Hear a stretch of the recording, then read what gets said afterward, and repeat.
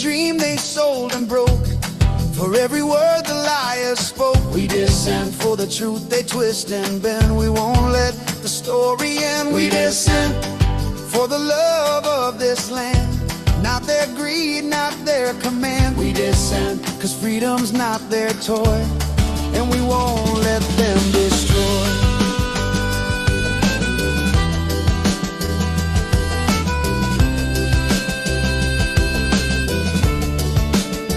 They weaponize the law like kings, turn justice into puppet strings. They say be silent, stay in line, while they rob the public blind. But courage don't come from a throne, it lives in voices not their own.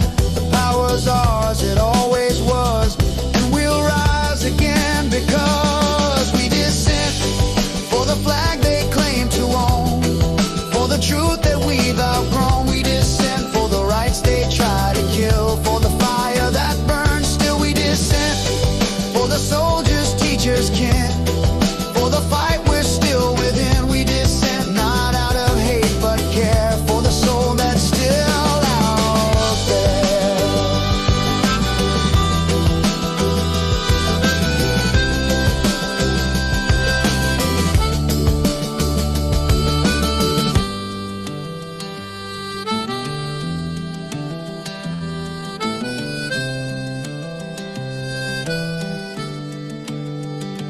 They can smear, they can sneer, but the people persevere.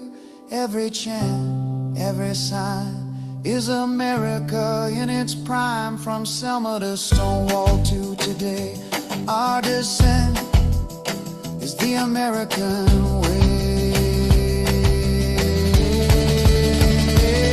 We dissent for the light they dim with lies, for the hope they demonize. We dissent for the heart of the free, for what it means to we the people, not me. We stand, we shout, we pray, till justice has its day. We dissent, and we will not relent, cause loving freedom means we dissent. Cause loving freedom means we dissent. Cause loving America means we dissent.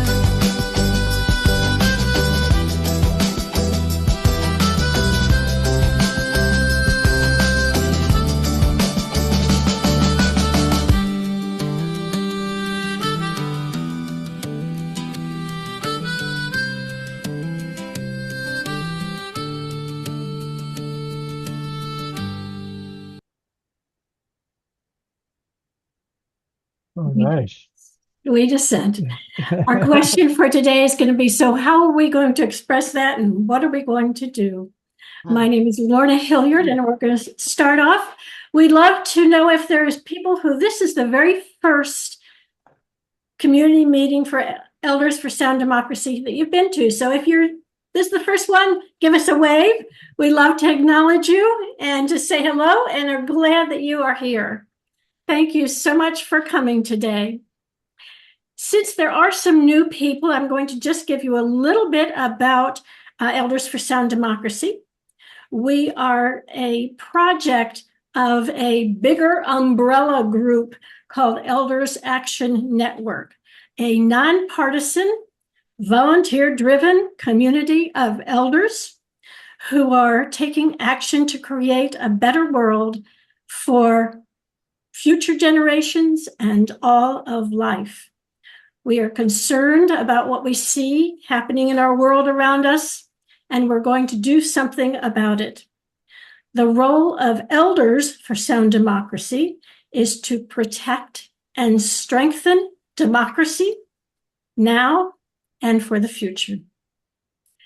I'd like to introduce the members of our leadership team who are part of the planning of this. First of all, my name is Lorna Hilliard. I am from Wisconsin. I am on the leadership team, on the voting team, and also the co-leader of the Wisconsin chapter of Elders for Sound Democracy. Therese, would you introduce yourself, please?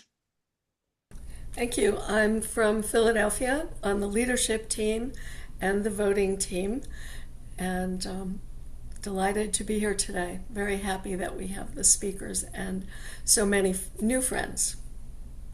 And Marty, please. My name is Marty Burgess. I live in southern Maine, Kennebunk. I'll be facilitating the panel discussion and a part of the Lorna and Therese voter, whatever we would call ourselves. Leadership. Democracy. Leadership. Right. Today, our program is called Don't Despair, Prepare. And first, I think we need to acknowledge that despair that we are all feeling, because let's face it, this is a difficult time, and there's lots of things we need to worry about and that we are worrying about. Even just recently, the Supreme Court's Calais decision and the very quick reaction to it has left many of us alarmed. It has diluted the Black vote and has even gerrymandered some of the Black representatives out of their positions. It's a lot to worry about.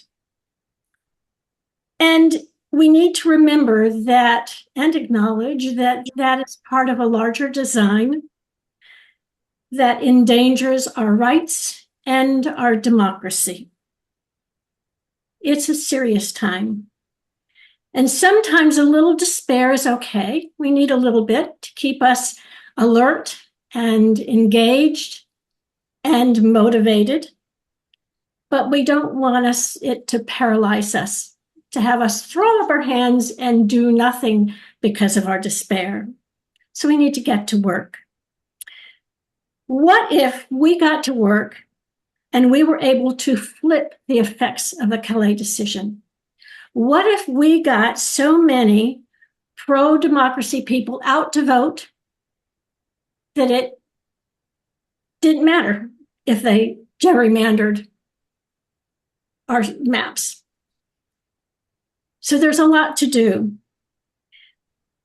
So let's get beyond the despair today, acknowledge it, and get on with it, and work on how we're going to prepare instead. Today, we are lucky, very lucky, to have a panel of 4 what we call grassroots heroines, because these heroines were concerned about what they saw and what was happening around them, and they decided to do something about it. They all found very different ways of doing something, and it reminds us that we all can find our own way.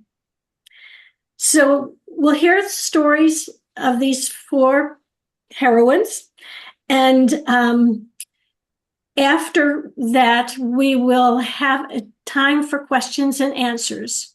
So please put any questions you have in the chat. Therese will be monitoring the chat during the program, and then we'll have a chance for some questions after that.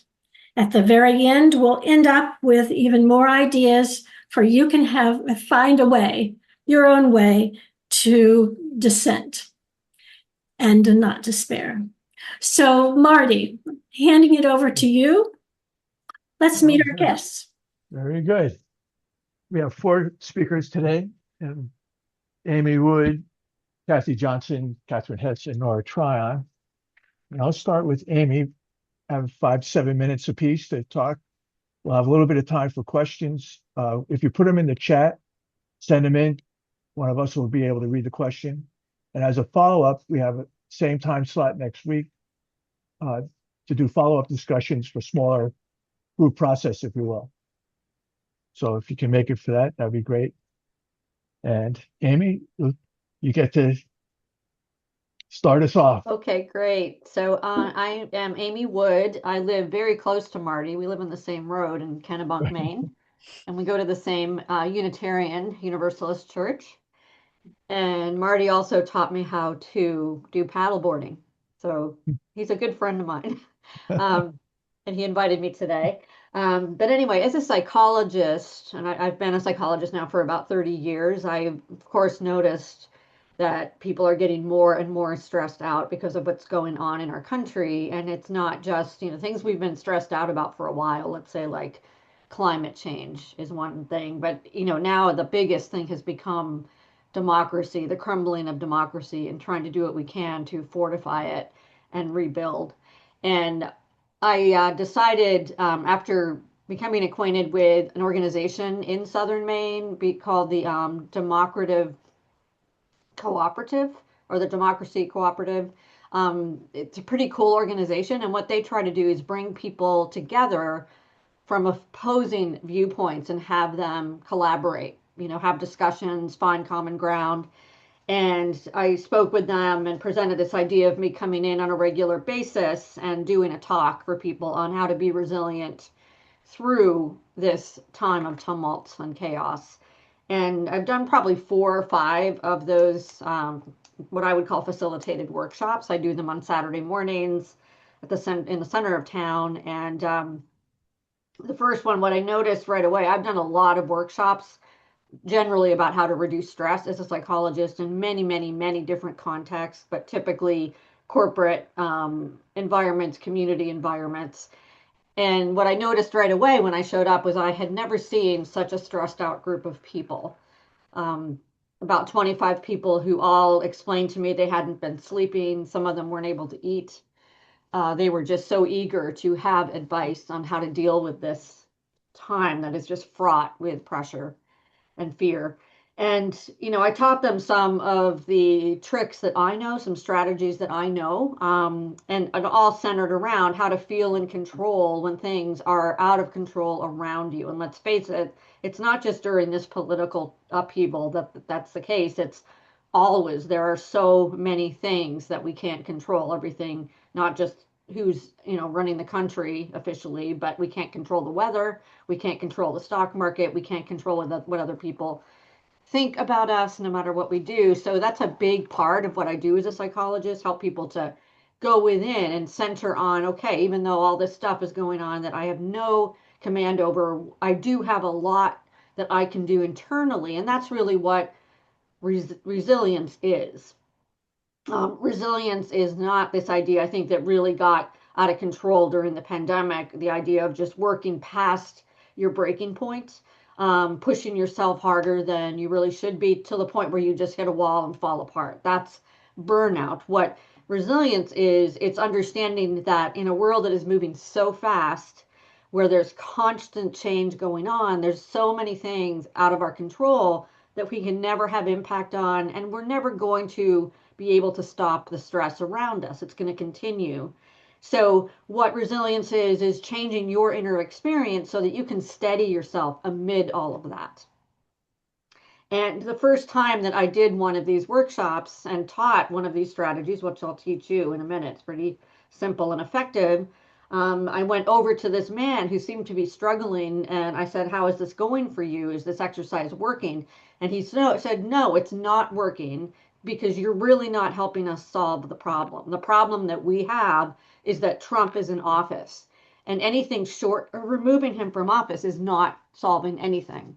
And, this is the thing that I think is making the stress much worse for people. This idea is the idea of, if I can just make some external change, if I can get rid of Trump, everything will be fine.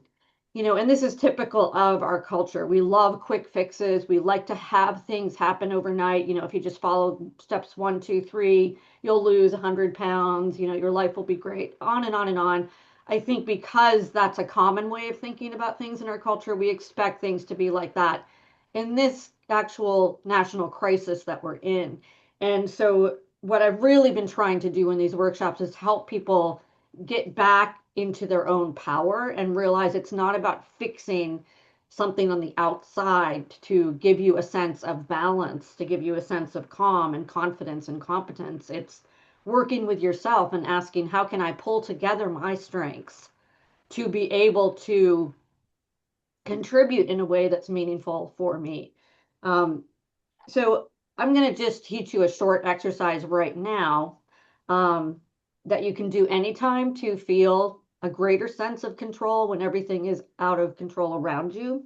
And all you need to do, if you have a piece of paper, this works best on a 8.5 by 11 piece of paper. You just draw a circle in the middle, a big circle, and then you write in the middle how you want to feel day to day, as you're moving through life. And so people will write things in the middle, like, I want to feel calm. I want to feel safe. I want to feel secure. I want to feel optimistic. Anything that you want to feel or think. I want to have positive thoughts about myself. I want to believe that I'm going to get through this. I want to believe things are going to be okay. And then what you write on the outside is all the things you need to surround yourself with to bring about that state of mind that you're after. Because that's where the external things do come into play. When you look at the environments you function most in, and you ask, like right now in the space that you're sitting in. So I'm in my home office, and my home office is decorated to make me inspired, to make me feel hopeful, to make me feel alive and full of energy when I'm at work. Whereas my bedroom is much different. My bedroom is decorated to bring a sense of serenity and calm and allow me to let go and not be awake.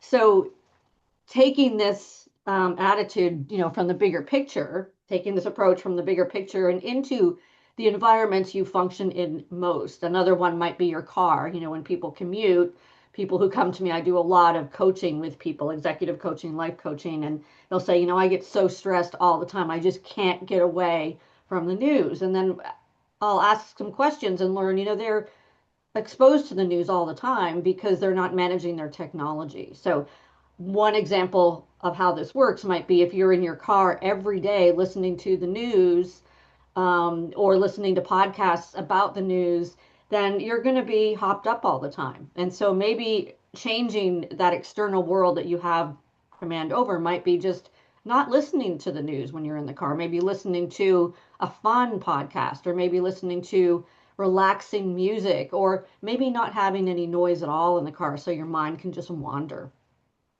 So this is something you can do anytime, and I, advise you to do it anytime you're feeling stressed and feeling like things are beyond your level of comfort and things are changing too fast and there's too many disruptions. Thank you, Amy. So taking a breath once in a while. Yes, taking a Good breath once exercise, in a while is right? good. And allow things to settle down. Stay focused on where you want to be. Yes. Thank you so much. All right. Our next presenter, Kathy Johnson. Great. Why don't you give it a go? And Thank you. And I have some slides to show of the neighbors, my friends and neighbors here where I live. I am a independent resident at a senior facility in Milwaukee, Wisconsin. And throughout the, go to the next slide, please, Trace. There we go. This is the very beginnings of our group that we call Concerned Citizens. We chatted just as friends and neighbors within our own community throughout the 2024 election. And after the election, people were just so devastated and decided that we just need to meet and chat. And so we did that. We just set up a little get together and we started meeting weekly. What's interesting at a senior living facility like ours is that there are ramifications for what you can say. And under our former administrator, he was very strict about making sure that there was nothing that could be considered problematical for any of the residents, or there be conflict. He was very conflict averse. So it was always sort of, we thought we had to keep it under wraps. And so we just started meeting together. And soon there were about 30 of us that were meeting for the purposes of just having a safe place where we could voice our concerns. And that started out, but within a couple of weeks, this was early in March. And of course, at the end of March, we had the first No Kings protest. And on the slide that you're seeing, that is our first little group heading down to waiting for the bus to go downtown to attend the No Kings protest down there. But we decided that we can do something here. And next slide, please. So we decided to, next slide, there we go. So we decided every Saturday at 1 o'clock, we have our own little protest on a kind of a major street in our area. And there's generally between 25 up to 40 of us. We all have our own signs, and we stay for a half an hour, and it's called a honk and wave protest. We honk at everybody who honks at us gets a wave and smiles. And what this helps us to help us feel better. It helps us to feel more energetic. It helps us to get some stress relief. And the big thing is that what we hope is that if people drive by, walk by, and they see this group of old people standing out on the street and with our signs and having a good time, actually, that they may be inspired to take some action that they want. So that has always been our goal, is to try and encourage activity on the part of others who see us. And we certainly welcome anybody in the neighborhood. They join our little protest.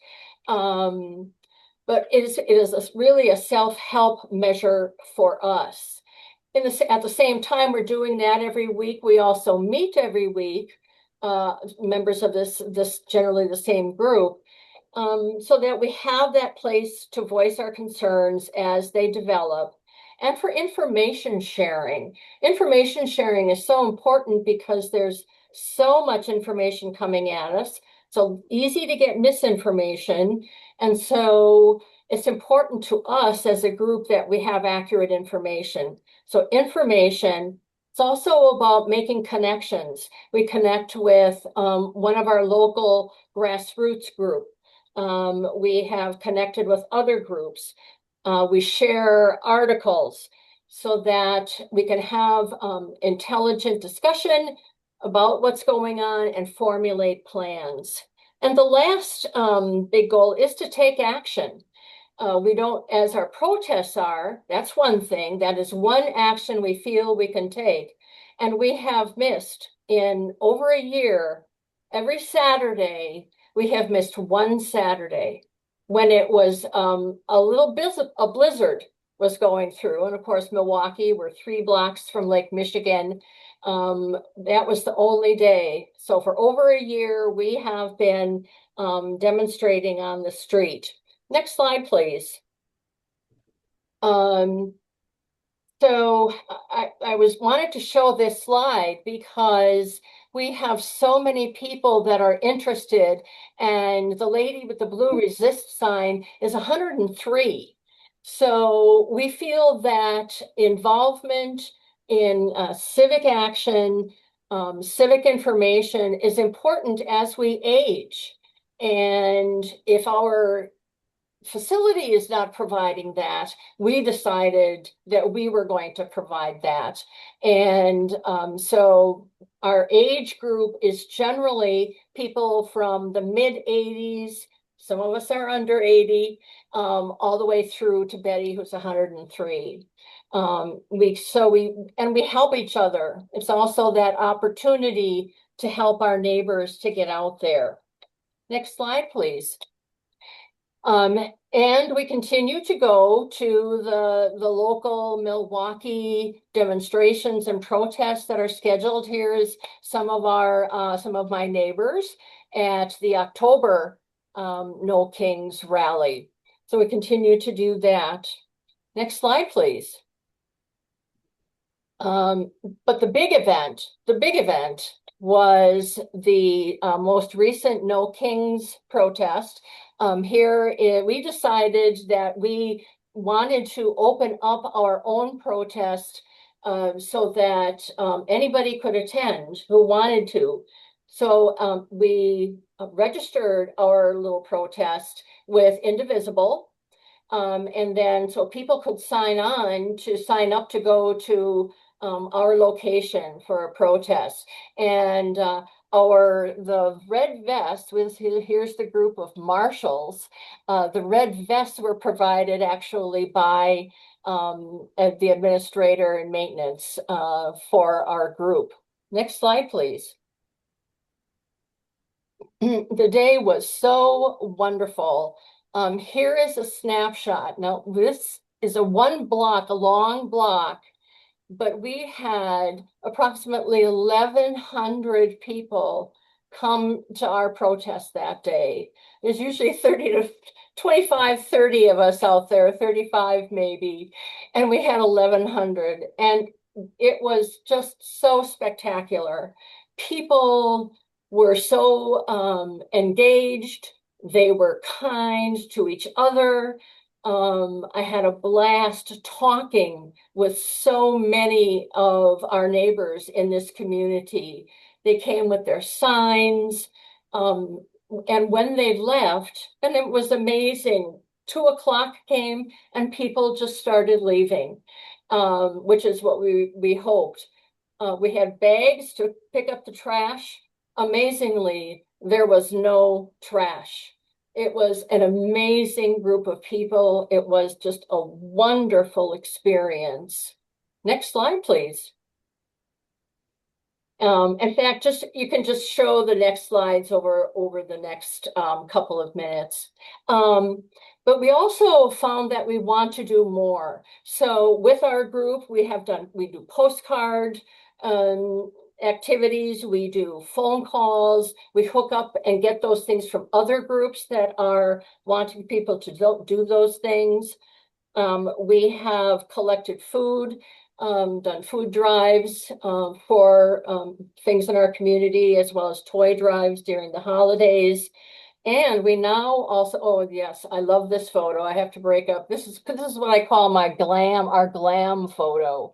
One of my neighbors has a 1937 Ford, and he likes to bring that out and honk its horn for the people that go by. So here's our glam shot. But we also now we have a monthly event to do sandwich making for one of the missions in Milwaukee. We get the ingredients and we make hundreds of sandwiches one morning, once a month, and deliver them to the mission, and then they distribute them.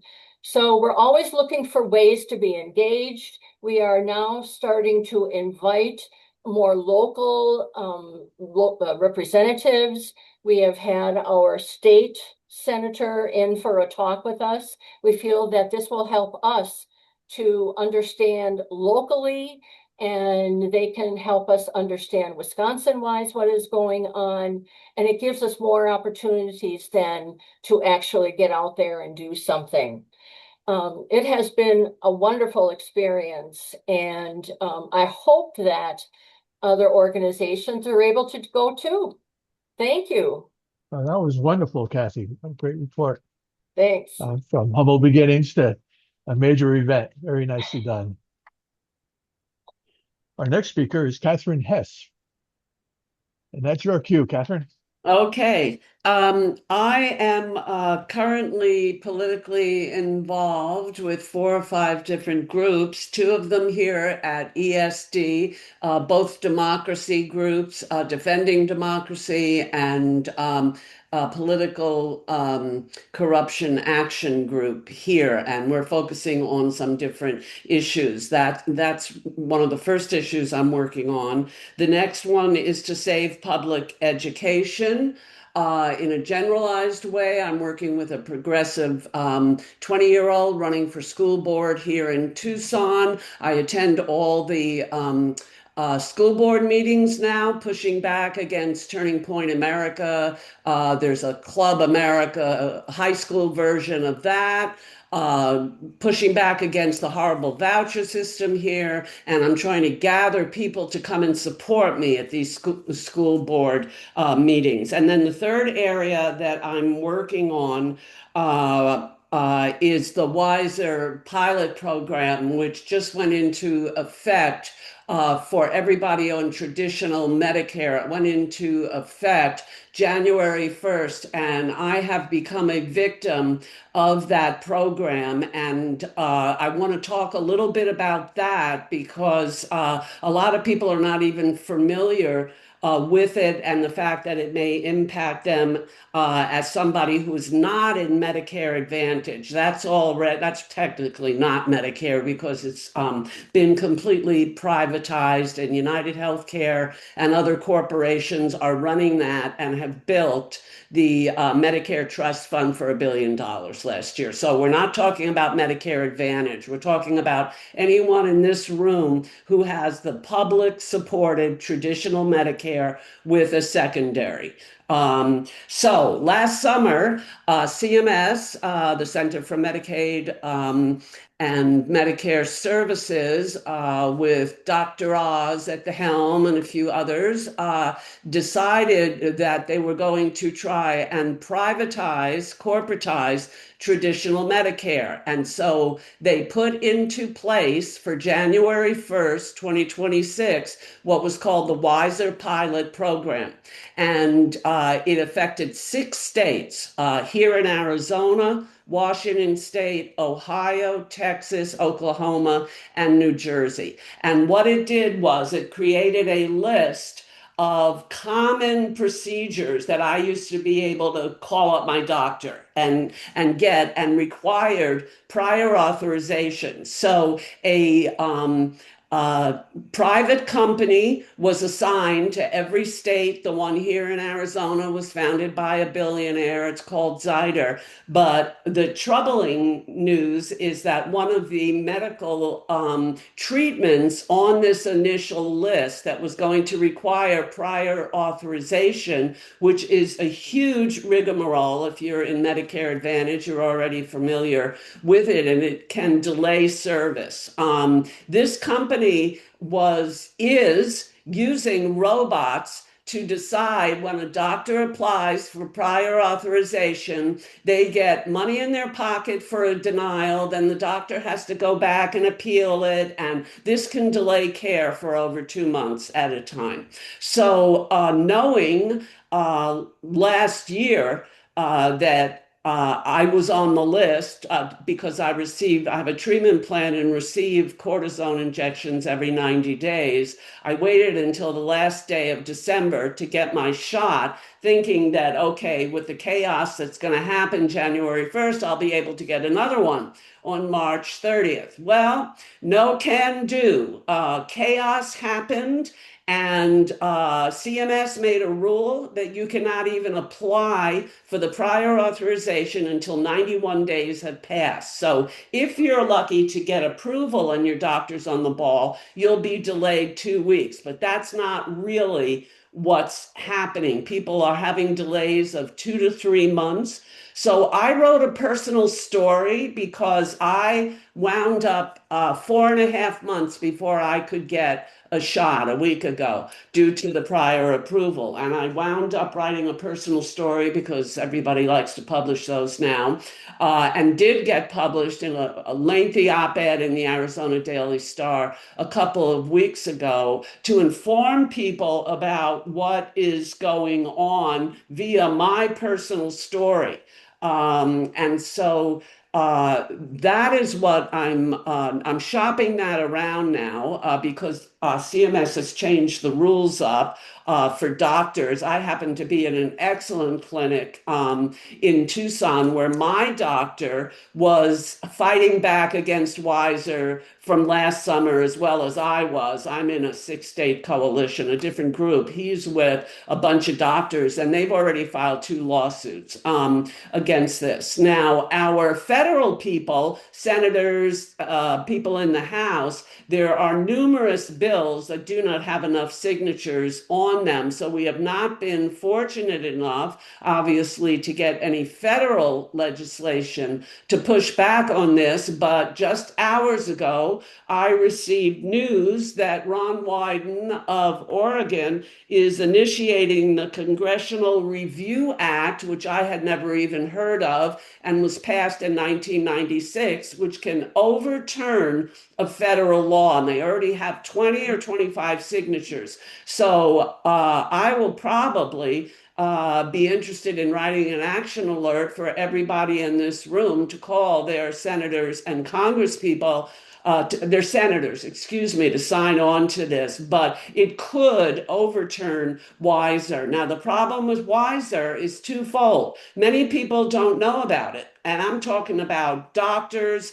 There are doctors who are unwilling to give prior authorization. There are clinics that are closing now that, don't have it as together as mine. And we are now contributing to the opioid crisis in America because people who cannot afford to pay cash for these shots, which are about $1,500, who can't wait 5 months and are in acute pain, are buying opioids if they can't even get it from their doctor. So it's a very, very dangerous first attempt to corporatize traditional Medicare and get rid of it as a public program. It's a stated goal of Project 2025, and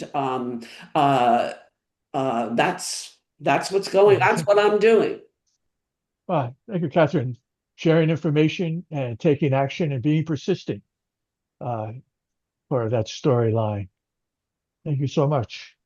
And our final presenter today is Nora Tryon. And Nora, you're on mute and you're good to go.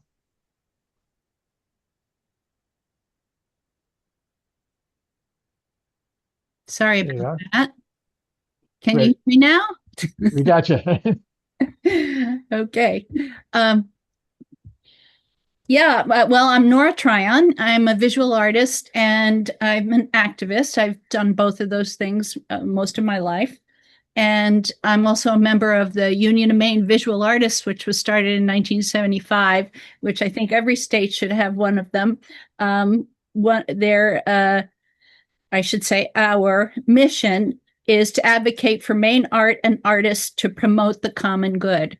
So because it's a nonprofit, artists that are members of it can apply to the board to be able to do a project, and we can get funding. We can look for grants. We can use their nonprofit umbrella, fiscal umbrella, to be able to do stuff. So all kinds of wonderful things have happened over the years. And one of the groups that I'm going to talk about today, and I have a whole slideshow, but we weren't able to technically get it all together. So I do have some pictures I can show you here, which are going to be, not as interesting, but we have books of the work that our Artist Rapid Response team has done.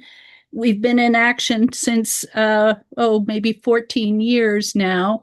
A few artists like myself got together and said, we were doing a lot of work with nonprofits and groups that were talking about issues, and they had terrible visuals and they didn't know how to get their message across.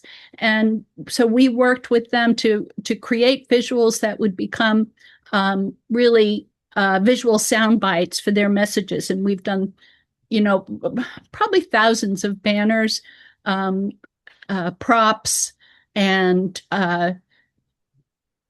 something we've invented is didn't invent, but we've made great use of, is a selfie sign where you have a cardboard that's an image of a person and it has you can put your own face, has a cutout.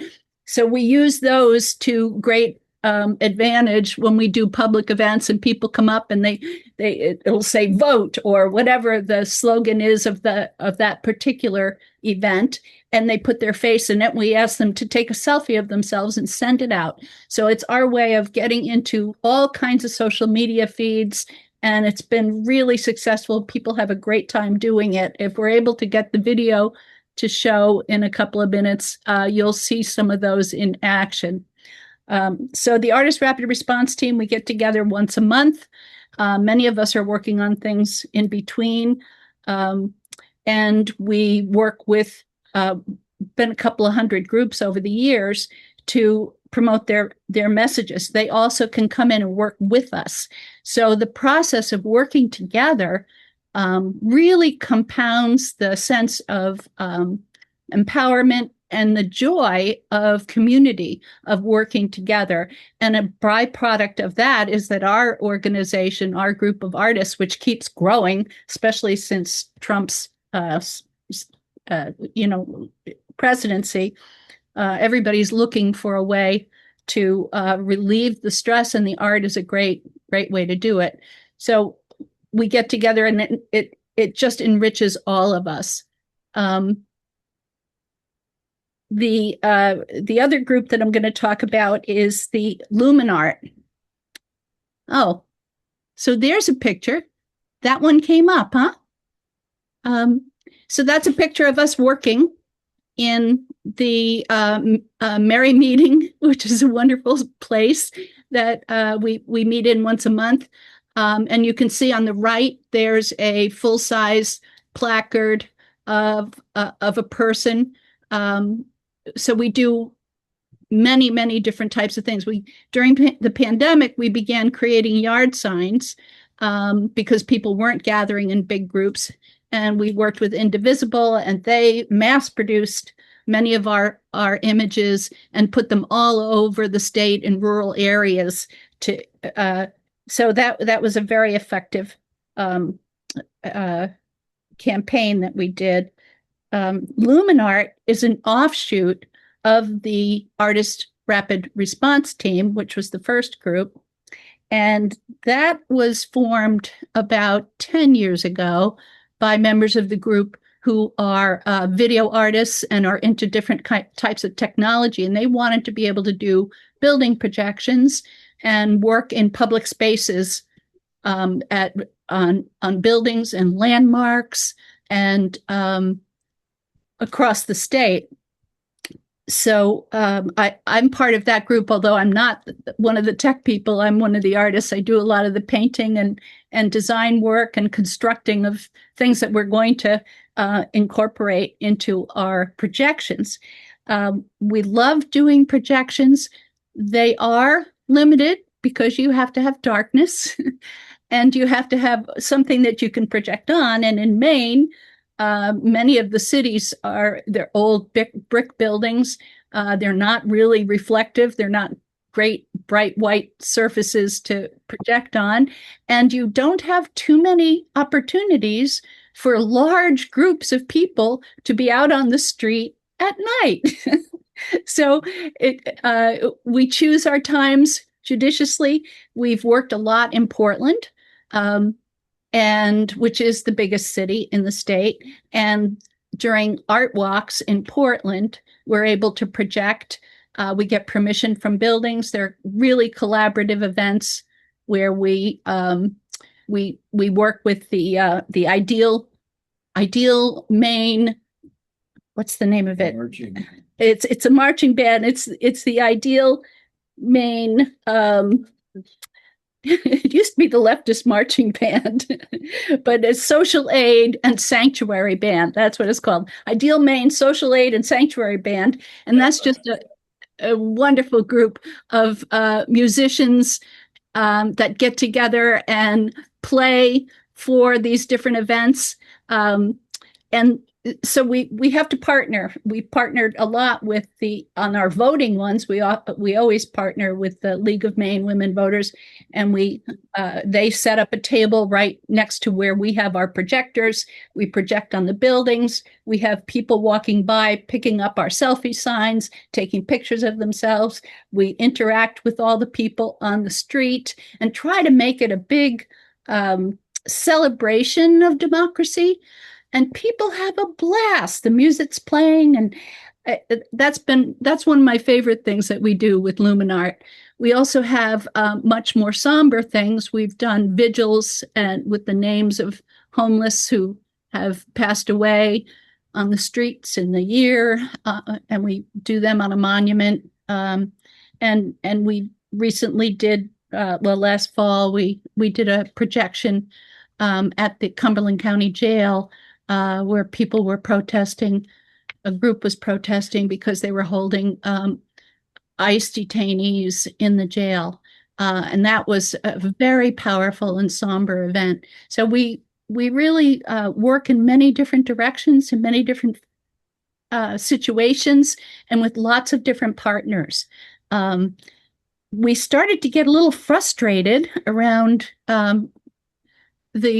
after Trump was elected the second time, because all the events that we were all attending and in our own communities were during the day, bright day, sunlight. We couldn't do any projecting. So we were taking part and we were doing our paintings and our signs and our selfies and stuff like that. But we were feeling like we wanted to incorporate some of our other skills. So we decided to do what we called villain cards, and I'll hold them up. This was the first one. And they're like a playing card, and they're very satirical. I paint the portraits, and people on our team do the layout and the organization. They find the fun facts on the back of describing their villainy and what people actions you can do to fight this evil. And so they're very playful. They have a lot of information, however, and they expose the people in the shadows. I was particularly thinking about when Amy was talking earlier about how so many people said, just get rid of Trump and, it'll all work out. And that's what we were encountering as well. So we thought that people need to know about all these people some of them not so much in the shadows, like Kristi Noem, but Stephen Miller and Steve Bannon and Tom Homan. And then the billionaires, we've got Peter Thiel, and we've got Russell Vought, Linda McMahon, Leonard Leo. We've got 12 of these now, and we've had a lot of fun making them. And when we bring them to events, it's a great way to engage people in conversation. We say, well, pick your favorite villain, and we hand them out. Since we've been able to raise a little bit of money, we can pass them out at events. And we also we engage with organizations that can use something like this to their own advantage. So they can go to our website and purchase them, or if they want to, we'd be happy to pass on the PDFs that we have that we made the cards from, so they could do it in their own area, find their own printer. The whole point is to get access to people to the information. And we have 2 websites that should be in the information, but there was a problem. I think it was my fault when I wrote the Lumenart address. I left out the N. So if you, in your notes, if you want to go to our Lumenart site, it's LUMENARRT. So it's the ARRT, which is from the original Artist Rapid Response Team. All right. Oh, yeah. You want to show the film? Yeah, if you can show the video, that'd be great. And I so appreciate the opportunity to Thank you talk. so much, Nora. We'll show this video and then we'll come back for some discussion.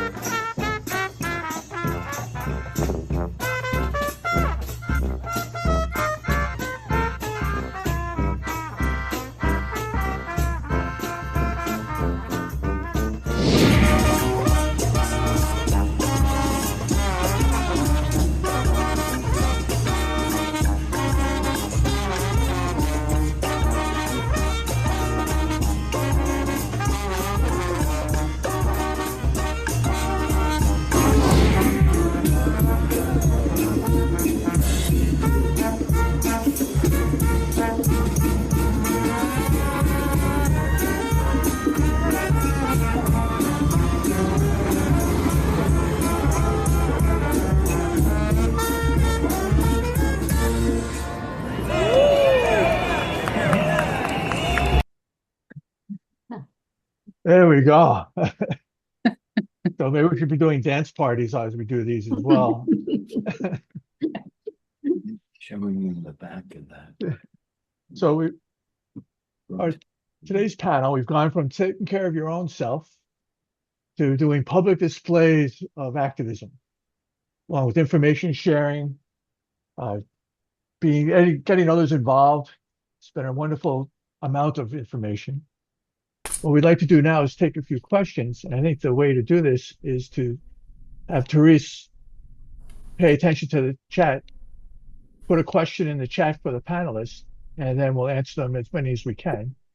And before we do that, I would like to ask the panelists if they have a question for each other that they would like to explore just a little bit in terms of what they're doing for promoting joy and resiliency.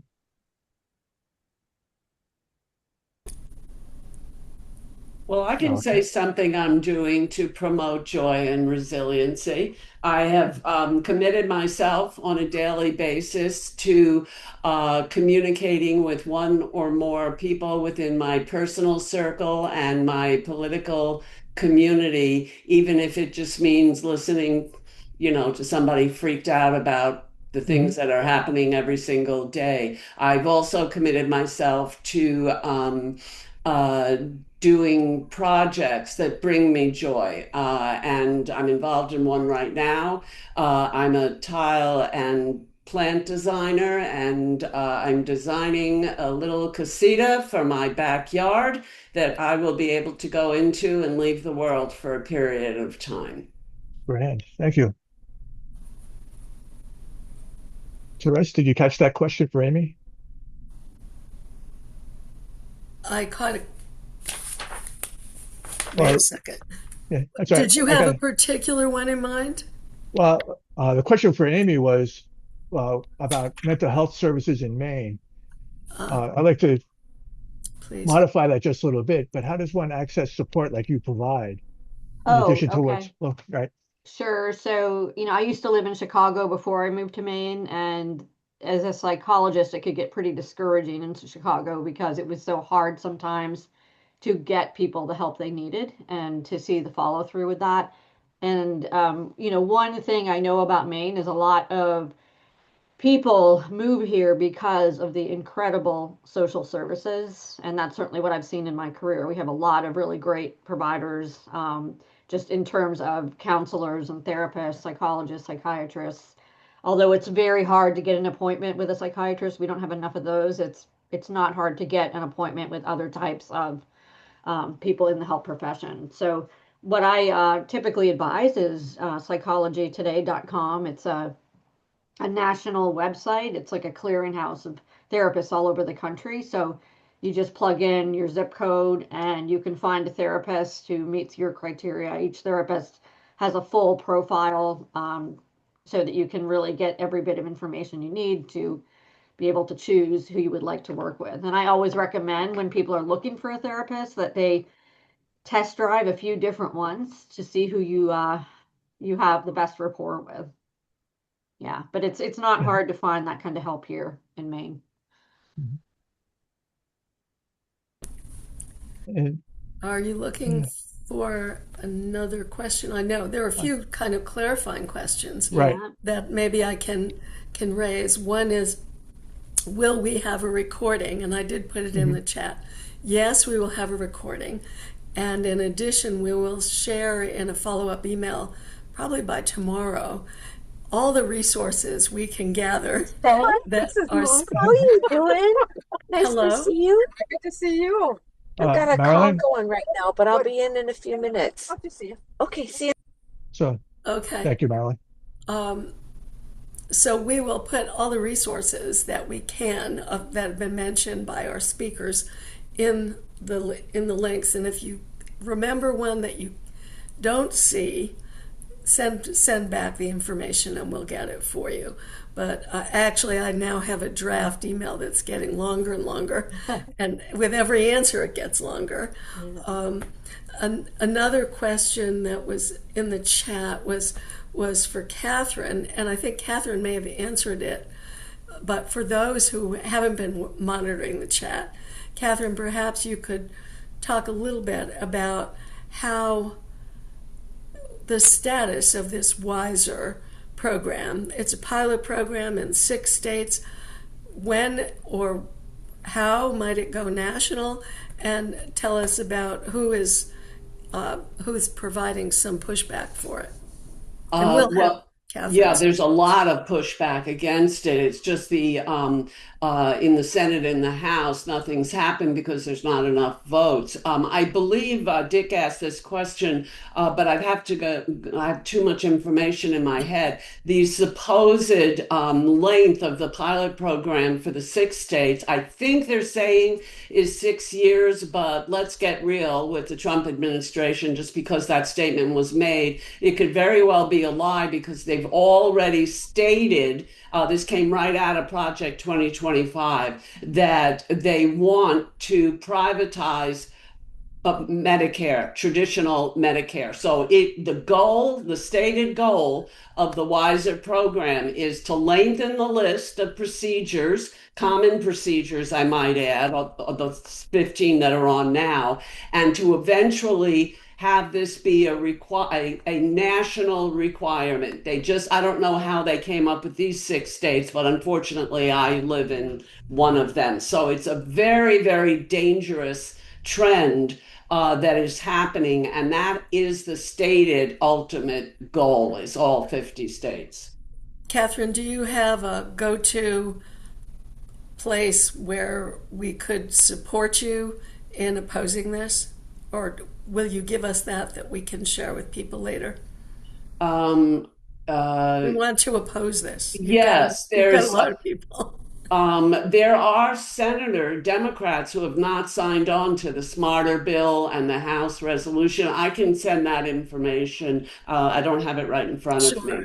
I think that would be great. And this new thing that happened this morning, that is, Ken will be happy. That's an upcoming action alert because they got 20 signatures in like 20 minutes on this thing, referring to an act that I'd never heard of. So possibly, that could overturn the federal law. Which is, if we could get enough signatures on that would be great. And that's something everybody in this room can do, is make 2 phone calls. Well, tell us and we will send it out to everyone. Okay, will do. That'd be great. And Nora, we want to know, can we buy villain cards? And where and how? Yes, you can. How do we do that? The Lumenart website, LUMENARRT.org. Mm-hmm. And when you get to that site, it tells you about all the Lumenart projects, but up on the top of it, the little menu bar on the top, there's a villain card thing. You just click on that and it'll walk you through how you can order villain cards from us. And if you're representing a big group that you want to do a big bulk purchase, and you'd like to talk with us about how that could be done as affordably as possible, you can contact me through my information that I know you're sending out, and they're available that way. So. Wonderful. Nice. We will have a video. Marty, do you have I'm looking through more. So, there's a question for Kathy Johnson and Nora about how polarizing are the community engagement strategies, and is everyone feeling safe in the endeavors? I would say within our community, we certainly, it's interesting, and we're fairly small. We have probably fewer than 150 residents in the independent living apartments. But we dine together daily, we see each other daily. So there's a lot of interactions among the residents. Everybody knows, sort of just senses which side of the divide you're on. It's just interesting how that just becomes a known thing. And yet, so we know that there are people who don't agree with what we are doing. However, there seems to be an acceptance. And now with our new administrator seems to not care about confrontation, and if there is confrontation, or if residents don't like what other residents are doing. We put an article in our newsletter. This is the Concerned Citizens Group. This is what we do. This is what we talk about. And anybody is welcome to attend. So we have tried to keep it very open. Obviously, we're out there on the street on Saturdays. And overall, the response has been positive, even within that area. I mean, we get a lot more honks than we get negative reactions. Occasionally we get, fingers shown to us, and occasionally people holler out their car windows. But overall, it's people seem to be both in here and outside very, very interested in what we're doing. Yeah, I could add to that what Kathy was just saying. The group events that happen on the street side, all the art events that would be very similar to what you talked about, the honk and wave, and most of the community is supported, but there's not a sense of being unsafe at all. Right. We have encountered pushback in Luminart when we've done projections, like we did early on. We did projections on the State House in Augusta. We were protesting the red flag laws, and then we protested the state supporting the NRA, and we got kicked out of doing that. Of course, there was no crowd there because it was late at night. Nobody's around the State House late at night, and it's all dark, but we were videoing that, and we often videotape projections that we do at night on landmarks, and then we show them on social media. So it gets them a whole other life. They actually, after the second time we got kicked out of the State House, of projecting on the State House, they actually passed a law that you couldn't project on the State House that was directed right at us, which we've had some lawyers tell us they would help us fight that if we wanted to take on that battle. But we find that we can do the virtual projections just as easily, and more people see them. So we haven't. Now and then we'll get kicked out of other locations that we're at, but it's always been done in a fairly respectful manner by local law enforcement, and you're given the time to pack up your equipment and go. So there really hasn't been a sense of not being safe. Other friends have done a lot of things where they've intentionally gotten arrested at different, recently going to a detention center in Massachusetts. We did some painting for the group to bring big banners down, and they knew they would get arrested, but they were trying to bring the attention to this detention center that most people didn't know was in their community. So they did that on purpose. But even for them, it was done without really a risk to their personal safety. So. And I must say, we did address safety concerns. People were, particularly during the time of the, in Minneapolis particularly. So we developed an exit plan for our Saturday protest. We developed a plan.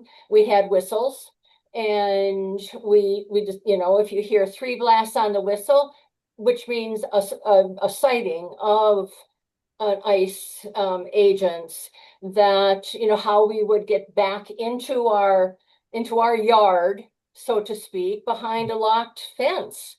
So people were concerned.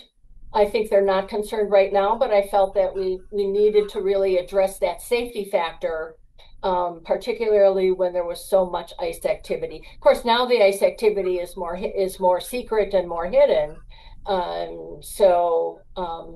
I think you always need to be safe. And speaking of mental health, my psychologist is in the living room waiting for me. So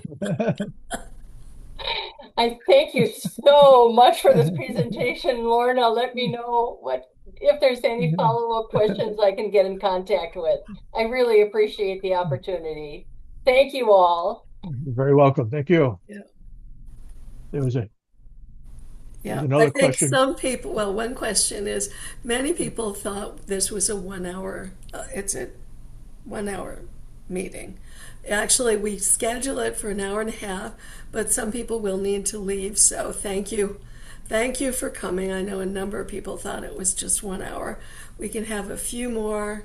I'll hand the discussion back to you, Marty.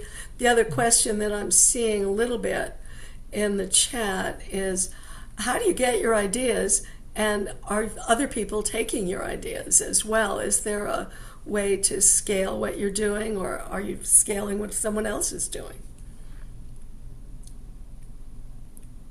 Well, if that's addressed to me, I'm not sure, but the Artist Rapid Response team on our website, we actually developed a page that tells people how to start a rapid response team in their area.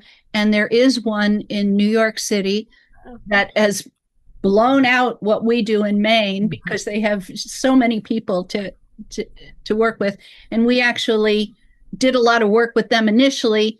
We did great big signs. This is one of the ones designed to go in the ad boxes at the subway stops and the bus stops.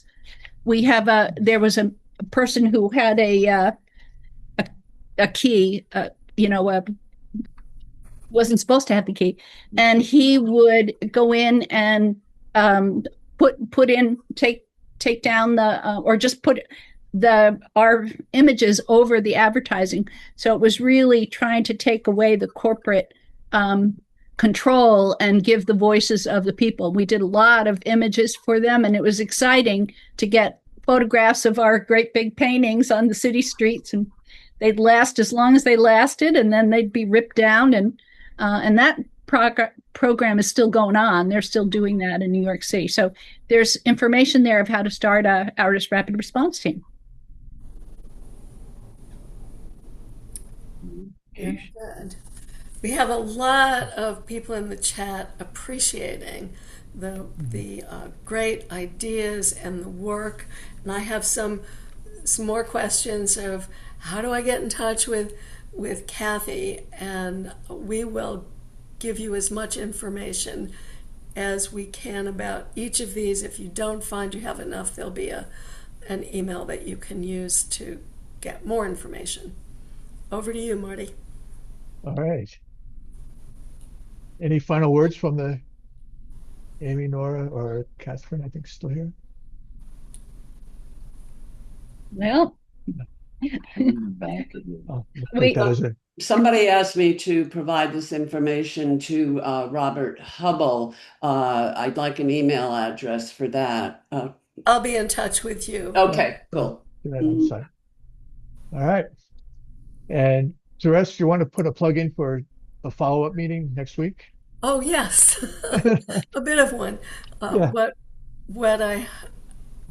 We have a Conversation for Democracy, which will allow us to continue this conversation, and in particular to try to combine ideas and ask about what we can do to share ideas for local folks, and what we can do that we haven't even thought about.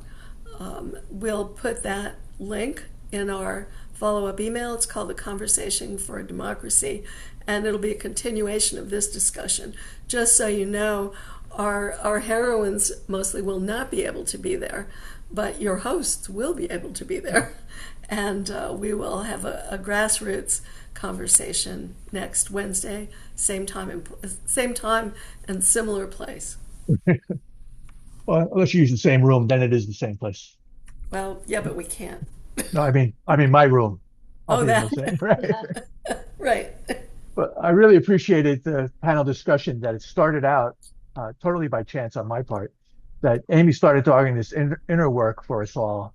and how important it is for us to have a sense of self and take care of ourselves and do the nurturance for sustainability. And then Kathy moved on to engaging with other people and all the local folks in our community and being able to draw them in and doing some outreach and connection work. And then Catherine started doing the personal story, the sharing of information that's really important for us to be aware of and how that unfolds, and the persistence of staying in touch with legislators and Senate leaders and so on to help create the change that we want to see. And then Nora's joy and pleasure and artistry and getting the art world involved, everything from music to the visual arts, the various slogans, the many hours that are spent in this joyful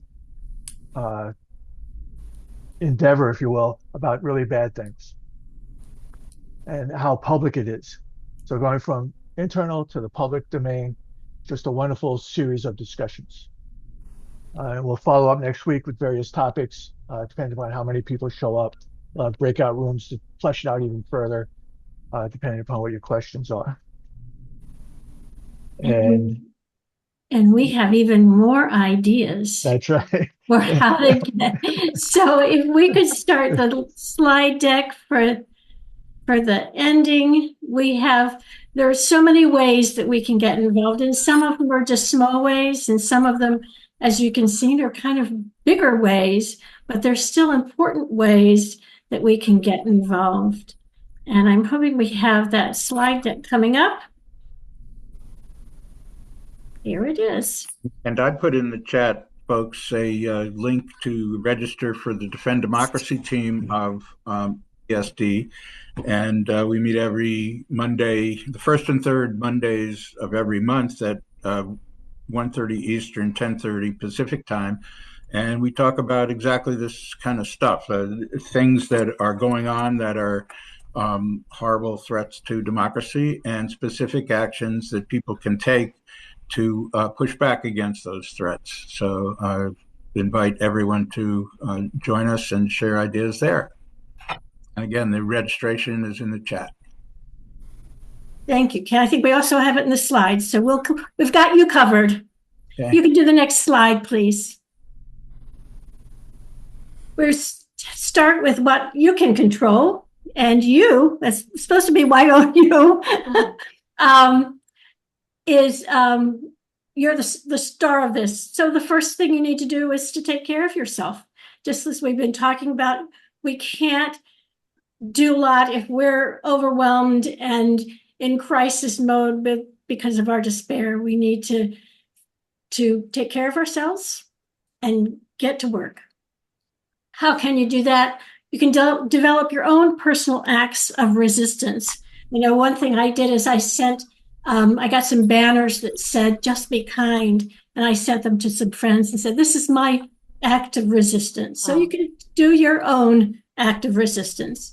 Check your voter registration, prepare your voting plan, know your voting rights, learn about the candidates and issues where you vote, all important things that you can do, and just know that we are in this together. None of us are alone in this, and we can help and support each other. Next slide, please. And then building that community around you, widening your circle of influence. So so many people are afraid to talk about the issues and the things that are going on and how they're feeling. And it's important. That's an important way to share with each other and to communicate and inform. But you also need to listen, and listening is important too. Listening so you can understand, listening so you can share in a kind way. Sharing information, just like Catherine did about the Medicare situation, all the things that come up, it's important to share. But debunking disinformation by using facts, encouraging the youth to vote. You may know youth in your community or youth in your family they have a lot of issues that are important to them. Climate is an issue that's important to them. Jobs, the economy is important to them. And so speak to them about the issues, about their values, and encourage them to vote. Same thing about your peers. Encourage them to go out and vote. Sign up to be a poll worker or a poll observer. And just having fun, have a sign making party, go out to the nearest street corner and share your signs. So that's another way. The next slide, please. There are things that are happening that we can, as Elders for Sound Democracy, can maybe help with. We have a program called Resist Through Writing, to write letters to the editor of your local newspaper. This is an effective way to reach many people, many diverse people. It's a fun way, and it's an easy way. You can do it from your home. You can just write how you're feeling, what you think. It doesn't have to be a professional, essay. Just write what you're feeling, and you might be surprised if it gets printed. They're not all printed, but even if they're not printed, they can influence the editors of the newspaper. So if they are printed, also the elected officials pay attention to the letters to the editor. So that's a good way to influence a lot of people. Add a pro-democracy signature to your emails. If your emails, and you've seen some people that after they sign off an email, there's a little phrase or something after their signature. You can do that and put a pro-democracy comment, maybe something about voting, or we have a couple suggestions. Janice will help you if you don't know how to do that. She will be glad to help you, and even has a sample signature that you could use. Jeff has a farmers market project he's been working on, and he has great joy with this. He puts out his chair outside of a farmers market where people are coming and going. He puts some signs behind him. He talks to the people going by. He has a wonderful time in informing people, but he also gives out postcards and addresses in little packets. And people can take a packet of postcards and write on the back of it and send it to the addresses. So it really involves the community and is a great way to get a message out and to have a good time at the same time. Talking about local issues, we have a lot of things in our states that are particular to our own state. What happens in Wisconsin and the issues there are certainly very different than in California, for example. So we do have some state chapters. We have state chapters in Wisconsin and California, Washington and Arizona. We'd love to have more. So if you'd like to start a state chapter, let us know. We have John's contact there. But having a state chapter is a good way that we can also work on issues that are important to our own state and maybe are not national issues. So that's another fun way to get involved and influence our community. Next slide, please. And expand your influence even further with national actions. To support pro-democracy organizations, to participate in rallies like the No Kings rallies, boycotts, protests. There's a program called Environmental Voter Project that targets people who care about the environment but are not voters. It's a wonderful project. They have lots of research to back up the actions, and they have phone banking and postcard writing, and it's just a really good organization to connect with. And we always like when you let them know that we sent you, so that we can kind of get credit for that. There's another group called Vote Riders that will help people who need an ID get an ID. A lot of people may not have the IDs they need for voting or for jobs or for work or what other things. And they will help individually people get the materials they need. If they need a birth certificate, they will help get that for them and even pay for it. They will, if you need a driver's license, they will help you get that material. So they're individual phone banks, they offer cards, there's lots of information and ways to help vote riders. Another organization that we have worked with is Vote Forward, who does letter writing for voting. And they don't have any campaigns going on right now, but they certainly will. And we will be involved in that and checking them out and getting involved with them as well. So another opportunity to get involved. And the next slide, please. And join a project of Elders for Sound Democracy. We will be doing postcard writing for the Center for Common Ground. This is a organization that is nonpartisan and focuses on particularly Black voters in the South. And so that's a really important group right now to target. And we will be working with them. We have just finished one postcard campaign and we will be working on more. So Therese is the contact person for that. So you can let her know if you're interested. We've talked a lot about youth and how important it is to get youth out to vote. There's lots of places that we partner with and work with on that. One is called the Civic Center, but there are other groups as well. And we are working on finding out how we can do that. But if you're interested in that project, of course, now school is almost over. And so we've missed our time for the end of the year, but we need to be prepared for the beginning of next year as well when the kids go back to school. So that's another opportunity. We do have a voting action team.